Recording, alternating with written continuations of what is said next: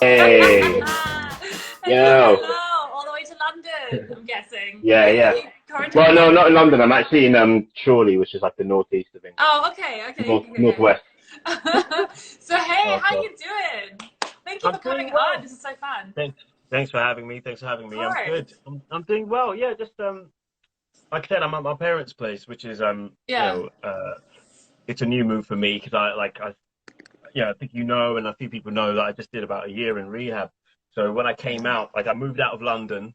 I don't have a flat there anymore. Oh, really? Um, yeah, no, I So completely. it's I've not like a left. quarantine thing. You're actually living there for now. I'm living there for now, yeah. So I Oh, don't have a cool. flat in London. So it's and also it's kind of ideal because they're over 70, so it's actually perfect. It's good to Yeah. be here to be um able to help out. Um, Yeah. but it's a complete different So I just pace. climb in there now. I just put my headphones on. Oh gosh. No, it's a completely different pace up here, and it's quite quiet and it's quite Right. chilled out, which is exactly what I need at the minute. Right. It's good to have just like love and peace and focus, Yeah. which are sort of three good things I think I'm getting a lot of in this Oh, in this crazy time. that's Yeah, cool. Are good. you, is it just your parents and you, or do you have like, I don't know, nieces and nephews pop around or that kind of Yeah, thing? not round here. No, like Okay. my brother Bengo's in a band. He lives in Brighton with his missus and two kids. Is he in But I've got matrimony still? yes, he is. Yeah, yeah. Oh, cool. Love Um, matrimony. yeah. Good plans. But yeah, just happened yesterday actually. Um, but yeah, I've got siblings all over the place. I got a brother and sister in LA. Brother which who's he's a producer out there. Oh, cool. Um, and then niece and nephew and stuff in New York. I've got a sister in Paris as well, and a brother in Montreal as well, and he's an Wow, you're animator. like all So over the we're all place. yes, he has to. So hang on, so you're a bass player, then your brother, like the one that plays for Metonymy, he's a bass player, and then you've got a producer one here. Like, is it like, did you grow up like massively with music, or did it all just Yeah, I mean happen? we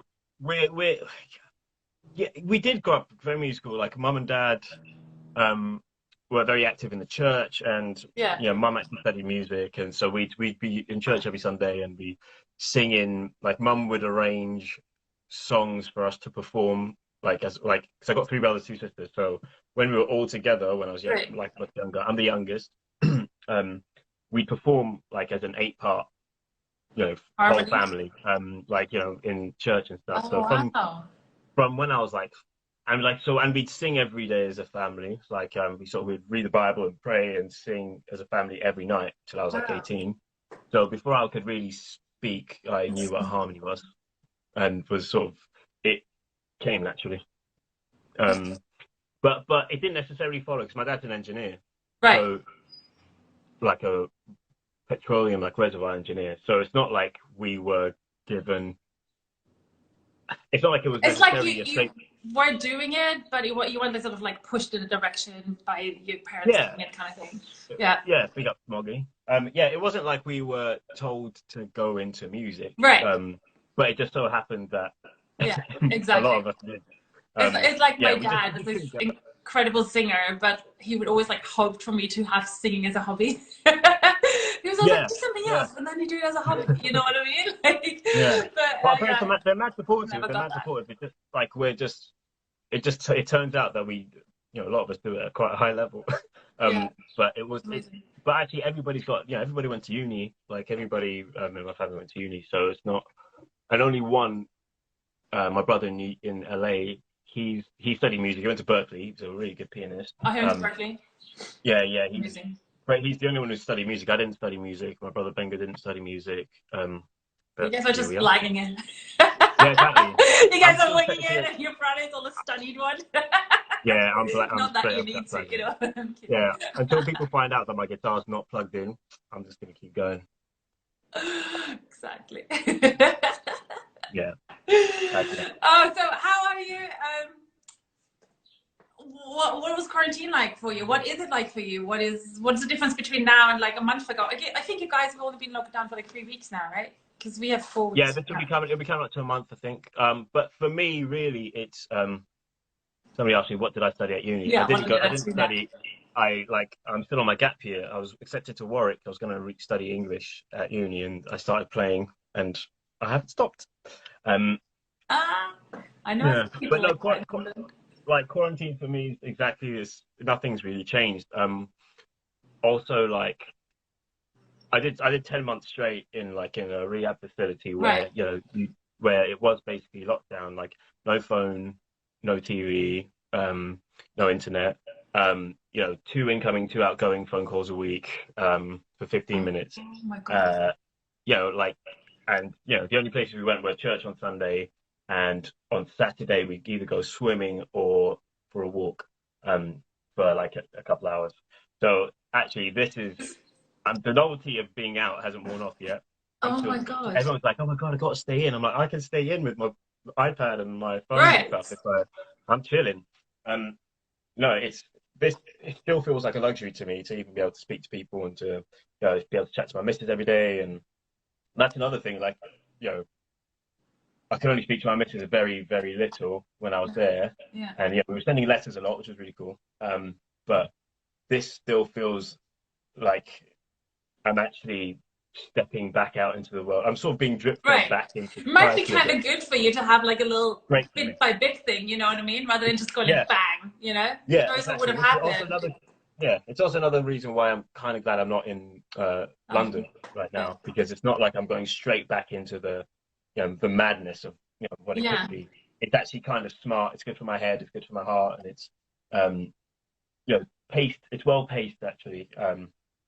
And it's also weird that everyone's getting a bit of a taste of what I had for a year. um, Right? yeah, You it's probably just like didn't you just got, expect to be able to like spread that yeah, information like this. exactly. Work on yourself. Time to do your work. But so you literally just came out like First recently? of February. Yeah. Wow. So just I finished.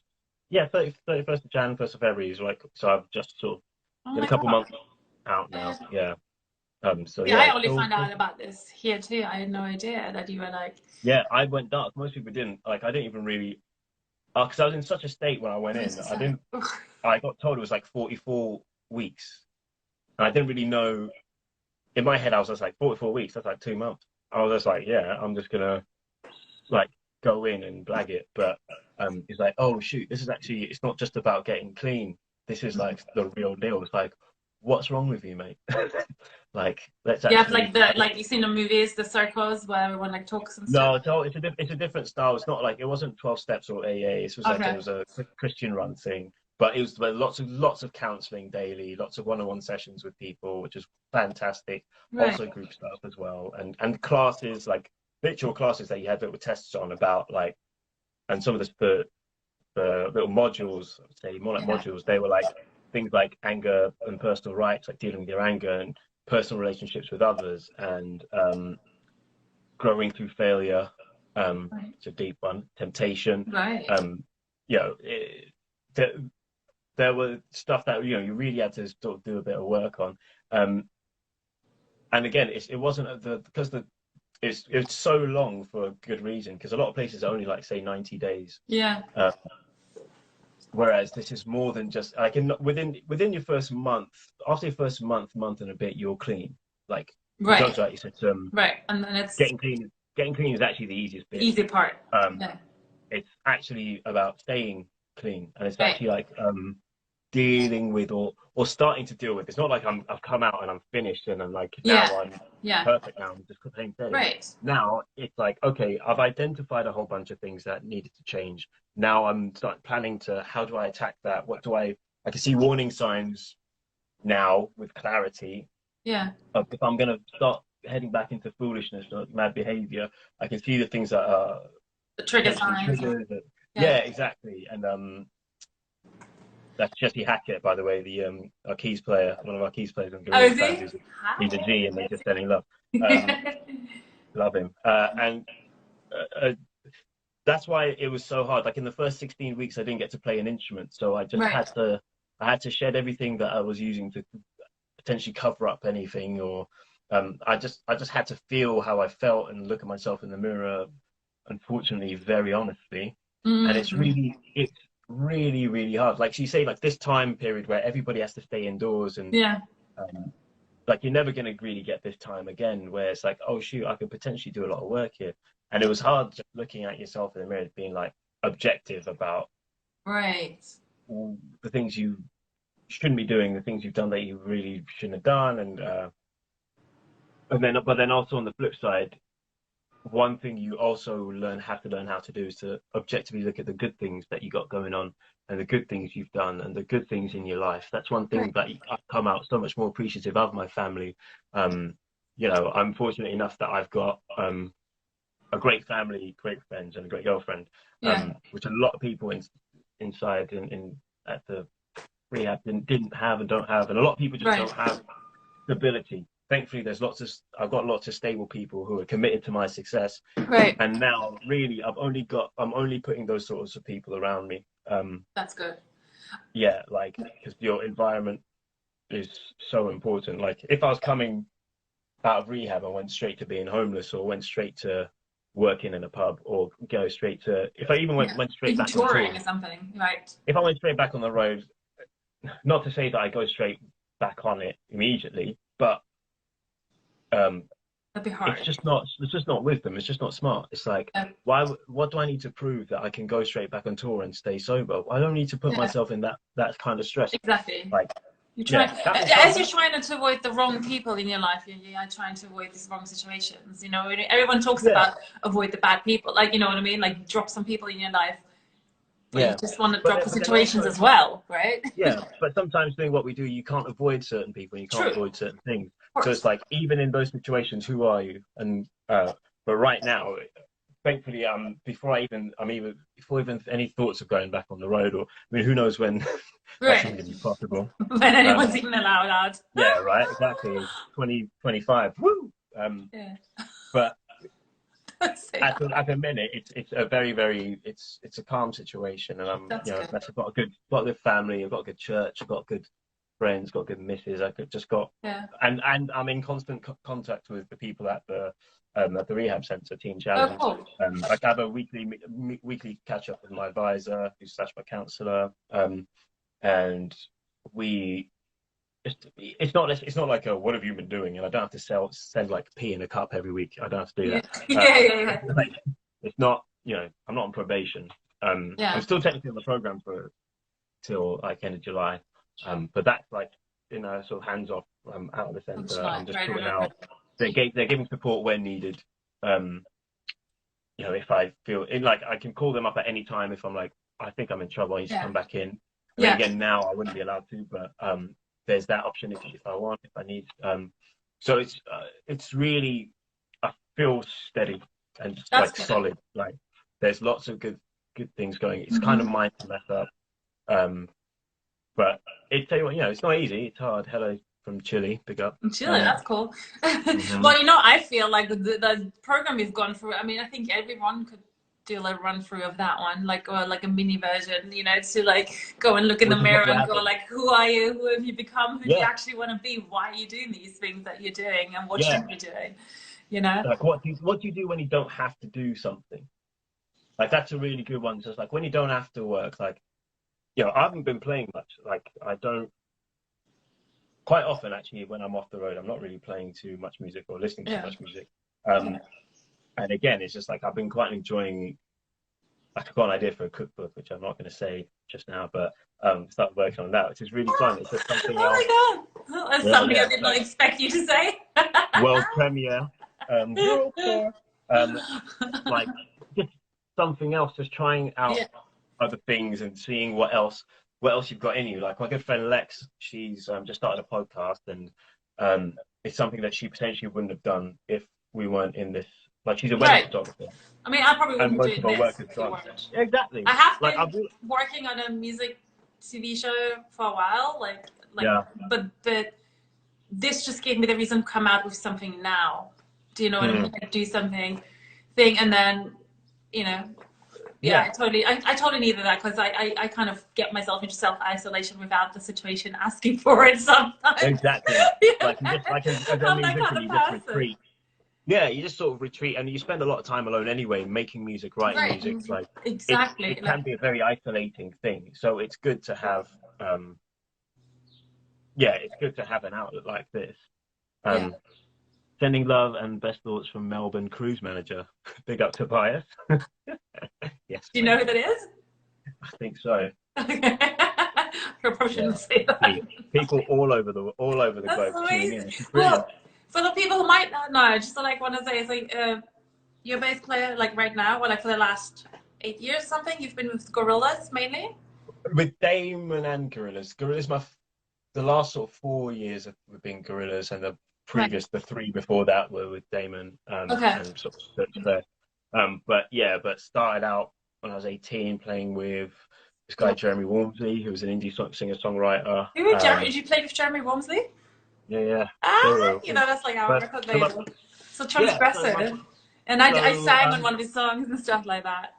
Right, so never like the very beginning. From the beginning, when I was a kid, so when we were doing it out of like when Transgressive was out of like Toby's flat, like back then. So that's so funny. Look at that. So my brother Benga from Metronomy, it was his gig. So he was playing bass because him and J-Wo and Benga met in Cambridge. Okay. So they came out and Benga was just playing bass with them, and I was sort of sleeping on his couch at the time. Because I just come back. I did my sixth form in Ecuador, so I just come back from Ecuador and was sort of just couch surfing a bit. And he was like, "I can't do this tour. This is like November 2006. He's like, I can't do this one tour. Have a go, learn these songs, audition, and so see if you can cover me." So I did and loved it and haven't stopped. Yeah. Cool. Really cool. Really was cool. it, and then was it like Paloma Faith? Wasn't that like one of your sort of first like bigger? So that was like the year after. But I was doing like the two at the same time when we were doing like Paloma. I can't even remember exactly how I ended up at that audition, but I do remember though falling in love with her like immediately because we're basically the same person. Like I can see that. Yeah, I totally see that. We clicked like immediately. So I went in for the bass audition, but I don't know why. But I'd learned all the guitar parts anyways. So I went in. I did the sort of bass thing, and for some reason I actually did the bass. The bass gig wasn't actually necessarily clicking with me necessarily. So I did the audition, and I could feel it wasn't necessarily right. But I think I was about to sort of leave, but someone else came in. It might have been Andy actually, who's now the bass player or has been the bass player since. I think she came to audition, but they didn't have anybody playing guitar while she was playing. So it's like basically I had my guitar with me as well. I was like, well, while Andy's playing bass, I can just play some guitar. And ended up sort of just killing it, and we sort of fell in love, and that was that for a few years as well. And yeah, she's a big friend. But then that also led to. Also, at the time, I was playing this singer-songwriter called Leon John Marie, who was on Ireland at the time. Ended up like opening for Amy Winehouse, a few things, and then just doing records with Kate Tunstall, Noisettes as well. Played in their records. Oh, Noisettes, other record labels. Yeah. Yeah. Same like family time situation. Totally. Yeah. But that's go baby, go. That's me on the bass. Go baby, go baby. Oh my God! You know what? I had like a personal trainer in LA, and he was evil. He was like made me like throw like tires, like lorry tires and all that stuff. But he did like one workout, and like it's so funny when you go in a workout and then that song comes on, and you get like. Do you know what I mean? It's like hilarious when like your friend's song like come on while you're like sort of sweating your ass off and like trying to get another like squat in or whatever. And it's like go baby, go baby, go. And you're like, if I could just tell the story that happened, that'd be such a fun story. But that was just like we were under the same crew then, the same kind of people. Yeah, we definitely would have been floating around the same time. But then so it ended up being lots of, and then also I got a record deal. I can't remember when I was probably about 21, something like that. Signed to Mercury. That's your solo artist stuff. Yeah, I'm going to talk about that. Yeah, which was cool. It's oddly. That's why your videos were so shiny. Yeah, right. I was wondering today, like, you know, because like now everyone like does this stuff themselves, independent for such a long time. But then it's like, oh, this is like because we were signed to Mercury. Yeah. I had a proper record label. Yeah. But it was, yeah, I think it was too much too young. I was doing so much other things as Yeah. well as um, I basically wrote 3 albums in a year because I was just writing so much. I did like a sort of 80s inspired pop record. I did an acoustic record, and I did a kind of wonky pop thing that was happening at the time, sort of Afro pop thing. And I didn't really have any much vision. Yeah, my song Mexicana Right, Mexican bounce. Um, But that was all for you, for yourself. You wrote these 3 albums. yeah, wait, let me just see if I can remember. Yeah, Mexicana play Bounce. it. Have a little ding ding Yeah. ding. It's really hard to sing and play. Uh,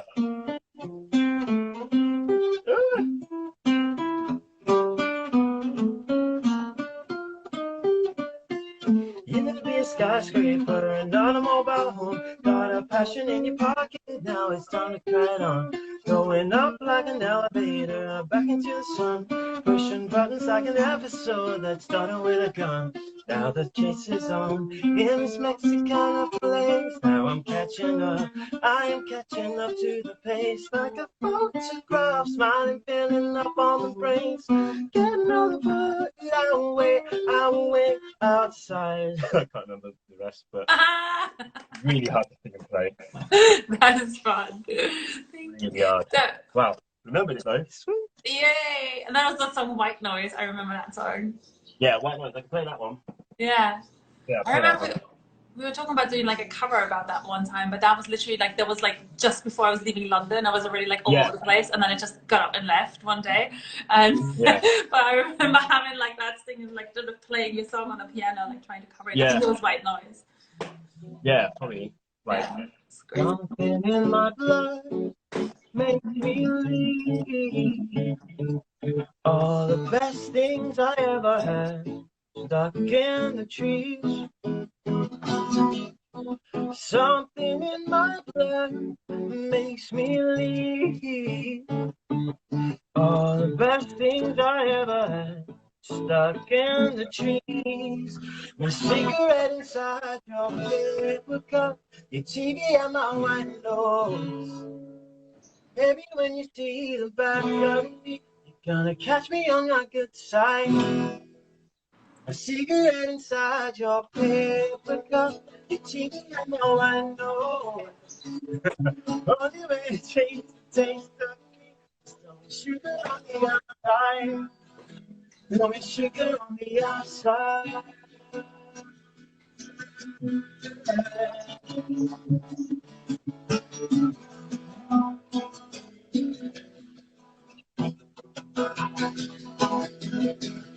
In boxes locked away, waiting for love to make like it may be. Honey to the beat. Open window cannot close, staring out all the gold that once were me. Honey to the beat. A secret inside your paper cup. You know I know. Baby, when you see the back of me, you're gonna catch me on my good side. A cigarette inside your paper cup. You know I know. Only way to change the taste of me. So sugar on the outside. No sugar on the outside. Sugar on the outside. Oh, oh, oh,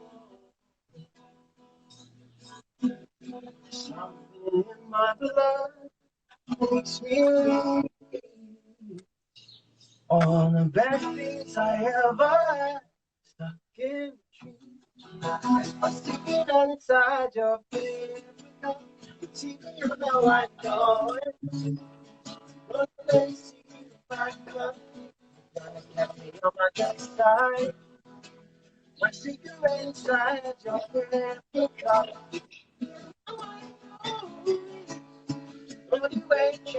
next to me. Sugar on the outside, going sugar on the outside.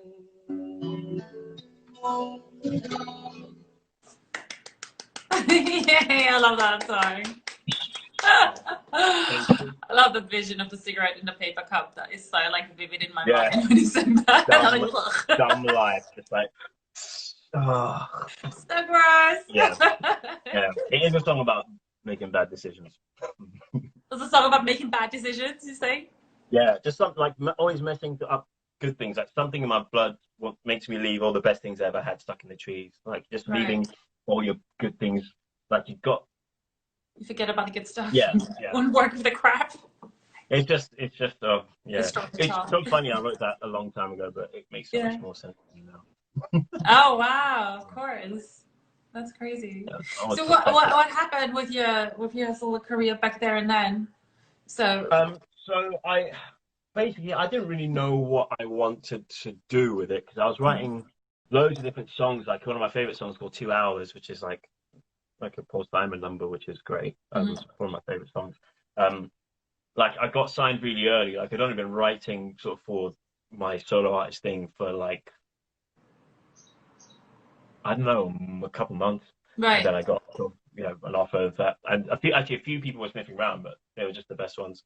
That was just the best one. And basically the label didn't really know what to do with me. I didn't really know what to do with me. So I sort of just going, I opened for Lana Del Rey on her first UK tour, Emmy Sande, or someone else. But these are all just solo, just me on my own. But I did a few gigs with Love Wonderful, Hinako Mori, and Amanda Brown, who was just my little 3-piece band. But it was just like I was so scattered. I was just doing so many things at once, and also the label was sort of in transition, and it was just a bit confusing. So it ended up sort of fizzling out, and sort of we parted ways quite sort of amicably. But that also wounded me for a long time, and it was sort of there in the background, and I didn't really know like why I felt. On the one hand, I was like, oh sweet, doesn't matter. This means I can do all this other stuff, which is true. And then I could sort of start just playing and doing all sorts of cool things. And if I hadn't have done that, I wouldn't have ended up going on Africa Express, which is how I met Damon. So that's cool. But that hurt. But it was too much. I just wasn't ready, and I just didn't know what I was doing. Right. And I didn't know what I wanted to do. And thankfully, like if I became famous when I was 21, I'd probably be dead. Like legit. If I blew up then, it was gone. Like, because the addict in me was there then. It just wasn't as well funded or anything. It wasn't as developed, but it would have gone downhill a lot earlier, I think. Yeah. But no, it's that's still I still think about it to this day. To be honest, there's certain things about sort of. There's a weird need to be famous, and or to be like the biggest thing on the planet, which I've never really wanted, but I've always liked the idea of as in when you think about it practically, it's just like I think it'd actually be horrible, having sort of basically no life, and I thankfully have straddled a nice line between like. Being able to do what I want and be able to walk the streets and also being sort of well known and have X amount of doors open to me. And it just wouldn't be good for my ego would have also just exploded. Yeah, especially at that age. It's like it came so quick as well. Like, you've like just been writing, you got to sign and you like to major, and then I don't know, you're off that. There's the danger in that, especially if you have like an addictive personality or whatever. It's murky waters. It's murky waters, and I know Love Lost. Big up to Joe Kentish and all the other people at Mercury at the time who, were there. And, Kate Sweetser, who's my publisher as well, who just reconnected with me. She just called me up because she's 6 years sober as well. So we reconnected that way. It was quite a mad ride. But again, if that didn't happen, I wouldn't have ended up meeting Damon. That's become a big He's become one of my main collaborators. So doing his solo album, Everyday Robots and doing Africa Express stuff with him, making a couple of records doing that, and obviously being part of Gorillaz family. That's been wonderful. Are you like recording with them as well, or just touring? No. Damon writes everything. Everything, like all the bits and pieces. Yeah, and then just releases the files. I don't want to like much go into this like anymore, but like, when did you realize like you had a problem? Like, how far into your career or time or whatever? To be honest, I've always known that I liked, say, to drink too much quite early.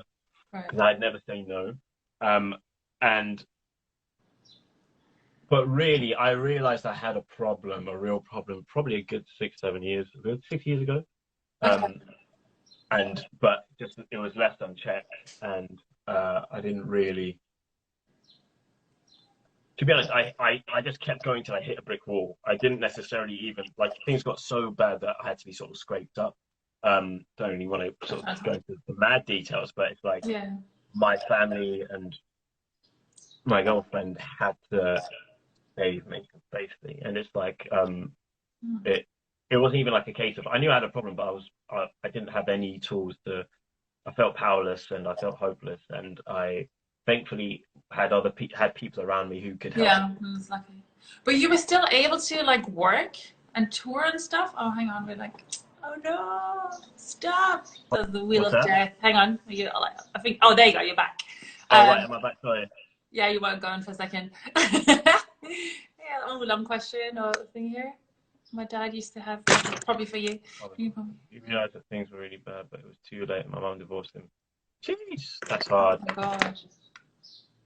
Yeah, that's hard. Again, that's one thing to say. It's just like you definitely realise when the people around you, it starts affecting. Like your addictions don't just affect you; they affect people around you.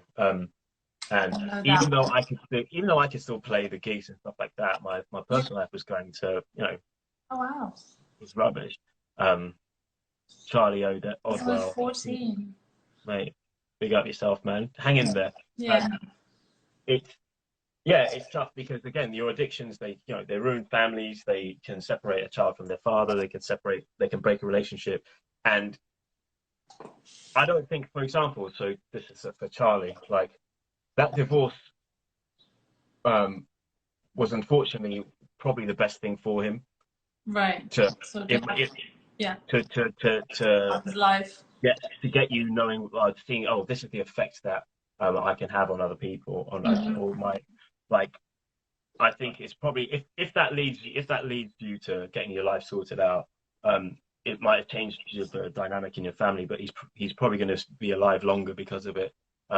So just give him support, just love him, and support your mother. That's all I can say. But I had people around me who definitely jumped to my rescue, and there's only so much you can't really do anything until you want to change yourself. And I just didn't really. I was just avoiding all my problems and avoiding all my issues and getting into money troubles, and it's just like I made lots of money, but I was spending it all. Just on partying. I've got nothing to show for it. Like, right. That's crazy. I'm the opposite. Like I'm not like big on drinking, but I think it's because I've always had alcoholic boyfriends. Always. Yeah. And they're all so different. Like none of them you would think they're like in the same issue. Like from literally from when I was like whatever, like 18 or something. And then even in the bands, we don't want to go into too much detail, but yeah. Name. There was a relationship in the band and alcohol issues, like on tour, like crazy shit happening while you're on tour, like destroying hotel rooms, that kind of stuff. I'm like, really? This is what I have to deal with, Yeah.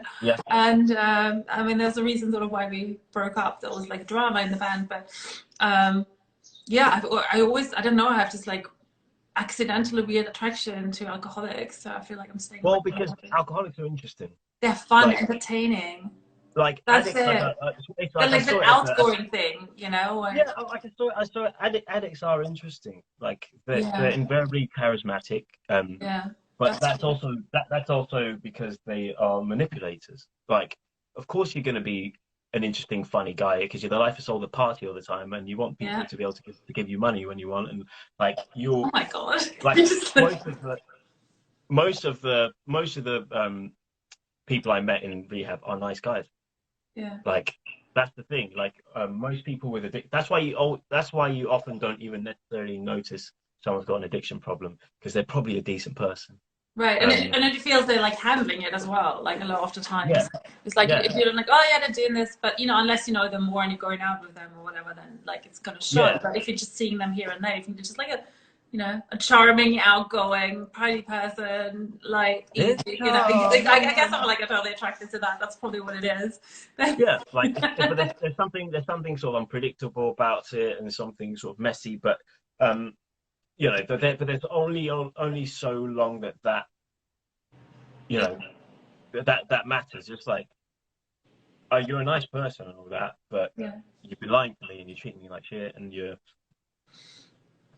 flaky. I can't rely on you. All this stuff. It's like your goodwill starts dwindling after a while. This is it. Like, you know, when you sort of have to go and like feed the boyfriend because he hasn't eaten in 3 days. You know, that's like literally what I had to do, like coming off tour and like, you know, having to go to Tesco's and buying him stuff because, you know, he's spent all his money. Sad. I mean, it's so sad. Like my missus, I'd be locked in my house for weeks. I'd not answer my phone. It says she literally just come in, like she had a key to my gaff, come into my house and just make sure I was still alive, and then have to go back to go to work and stuff. Like, you become a liability. And that's like a strong thing to your girlfriend, just like that you guys like that she's been with you through all this and she's still there and all that. She's a G. Big up to Karen Bradshaw. I love her. That is pretty impressive. Like, Wonder Woman, don't you make me cry. But there's something to be said about like being an addict doesn't make you a bad person. It means you have a problem. Just like, because you probably know a whole bunch. It means you're making bad choices. That's what it is. Yeah, I mean, you're. Are you not aware of bad choices that you're making as well, or how you're affecting other people? Unfortunately, you probably are, but the want of that, so it supersedes. Like, you've made bad choices when you spent your whole rent in one night when you've just got paid. Like, you go to that cash point, you're like, I'm an idiot. How am I going to get more gear tonight? That's the thought process. It's horrible. Like, you know what's going on, but your priorities are just like that. It's like, right, you're thinking, oh shoot, you don't think like, oh, I spent all my rent. How am I gonna get money to pay for that? I was like, oh shoot, have I already spent all my rent? How am I gonna get more gear tonight? That's it. Like, that's crazy. Your entire self is pointed into the acquisition of that. Like, everything else happens like on the side. That's why so many musicians are records, because we're built to play music, so we're always going to be able to do that pretty much in whatever state we are.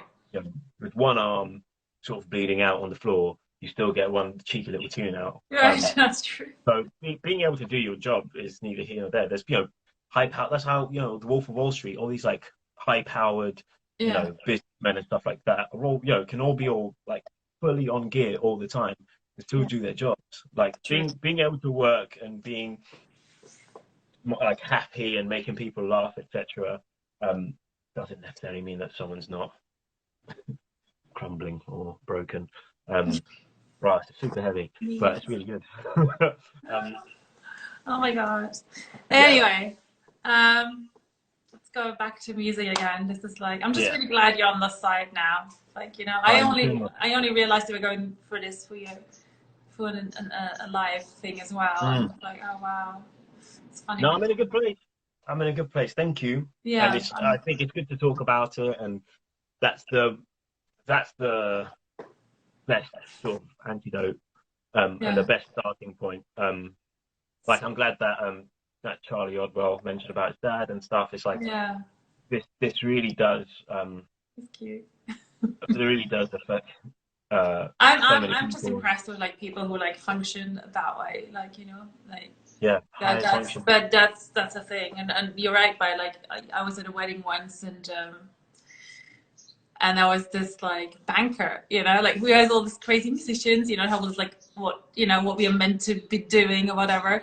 And then you know, morning breakfast, brunch at the wedding, and he's like, you know, doing coke, and I'm like, what? Like this is like a bank, like a high powered like banker in London. And I was like, are you kidding me? Give me like the organic whatever thing, you know? Yeah, it's a weakness actually. It's oddly, it's something that I used to call a strength. Like it's like I could get so smashed and still do my job. It's like I wish I couldn't do my job because then I'd have to address it earlier. Stop, right? I would have had to stop. But actually, those individuals like myself and you know others and like those sort of iPad bankers and stuff like that who can just keep going. Eventually, it catches up with you. Like you hit a wall, it just doesn't catch up with you as soon. But it is actually a bad thing. It's like it's so funny how now I see it as like, my God, like how I put my body through that and how I put my mind and my family, my friends, my missus through that. It's insane. You know, it's insane. It took a lot of actual effort. But there's like a message. It's not normal either. I don't think not everybody's like that. Right.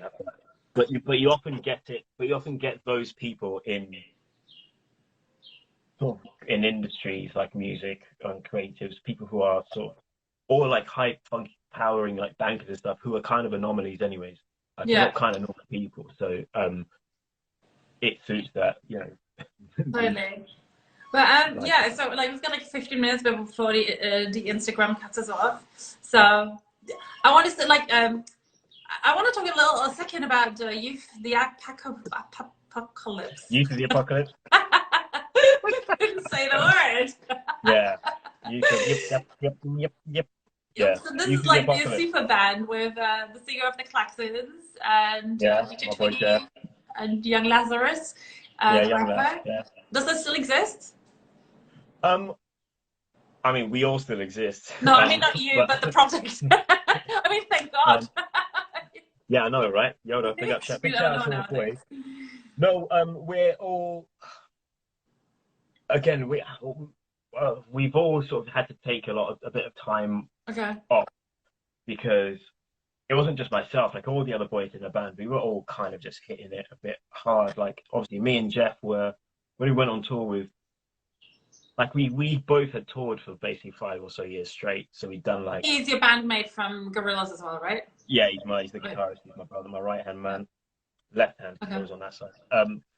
Like we were doing like Damon's solo album, then we're doing like an Afro Express thing, and then we're doing Jeff's solo project, and then we're doing Gorillaz, and then in between that we're doing Yota stuff. We're doing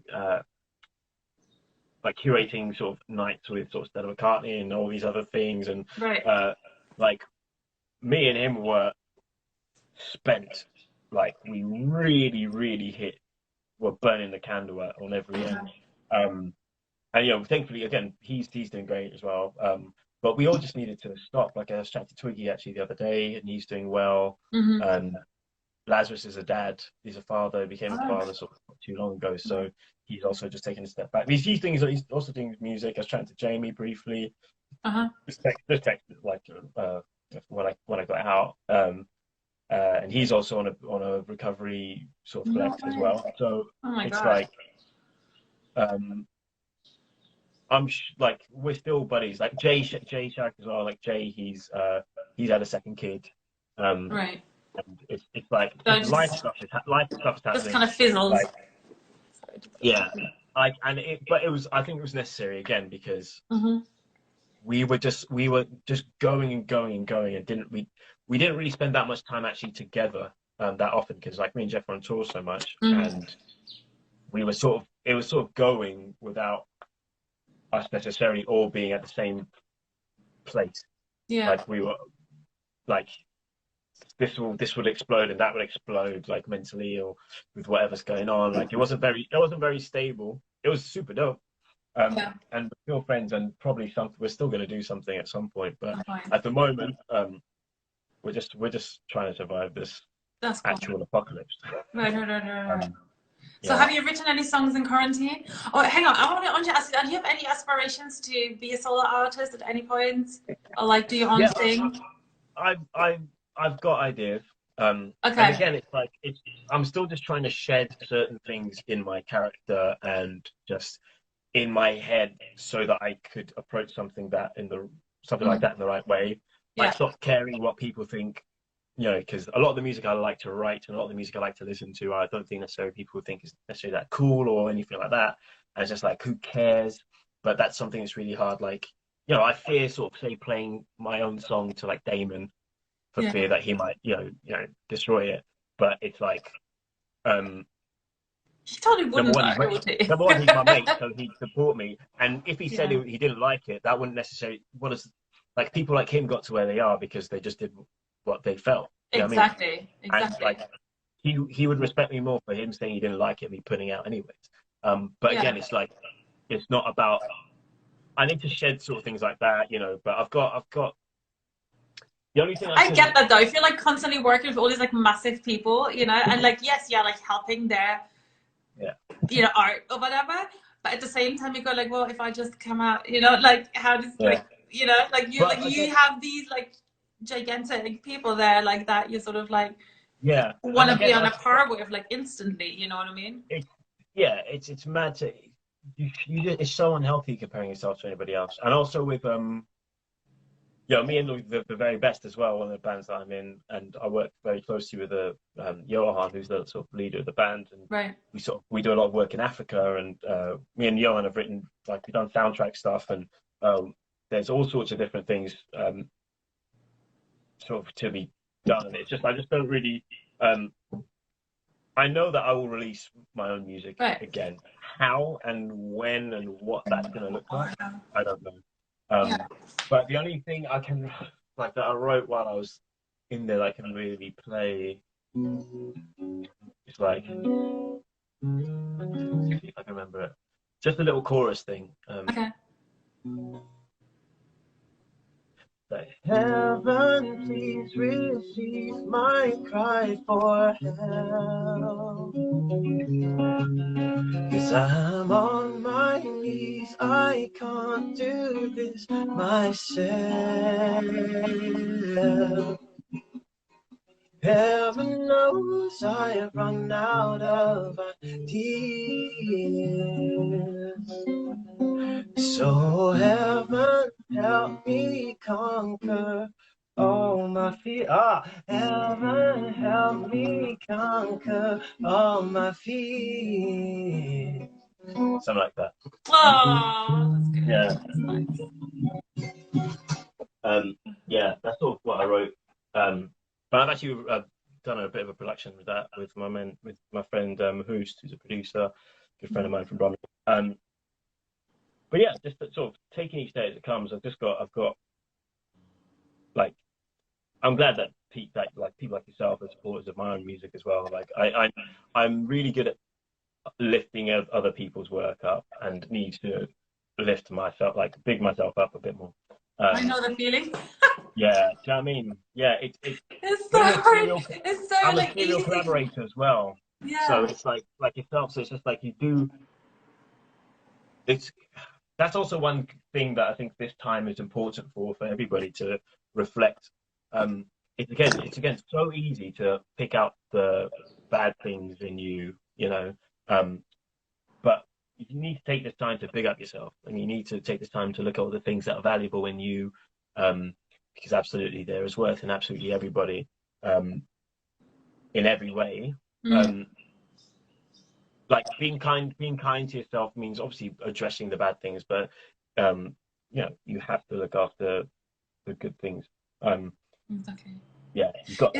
Are there any like things that you do like that you can sort of suggest, like, you know, certain meditations or books to read or anything that, you know, we could like read in our little quarantine or start doing as a practice to be more like good to ourselves?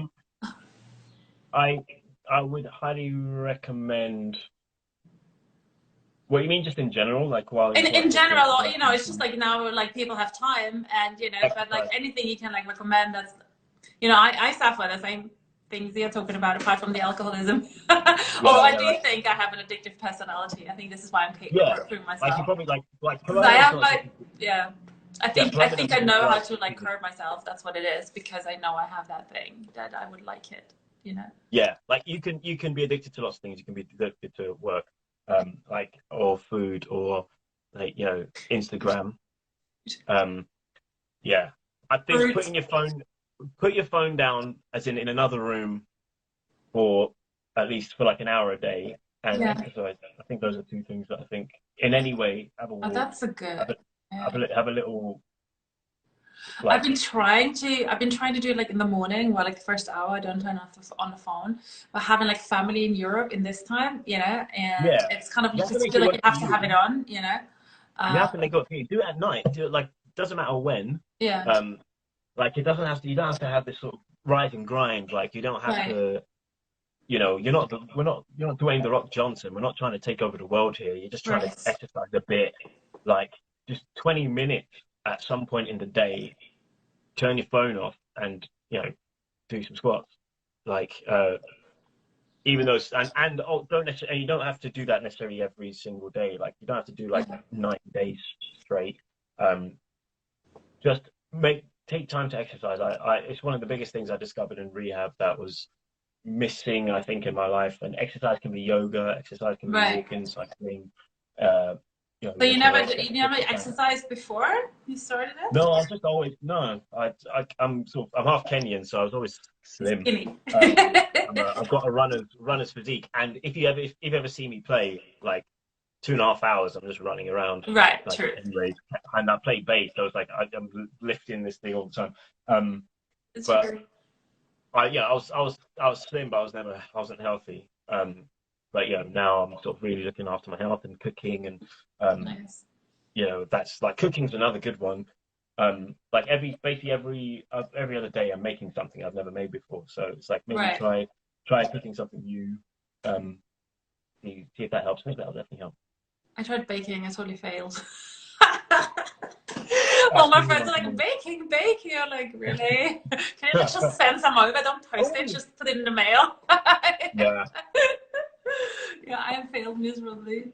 I think I just didn't put the love in it. I was just like, well, I just have a cake because like people make cakes now, and then I was just like, just not having love. Just like really like crushing it, and didn't want to put as much butter in, and you know that they said, and the gluten sugar-free apple pie. You know, it's a whole other level, baking. That's something I've never really tried to crack, so I'm definitely having a go at that. Oh my god! Gonna have a go at that.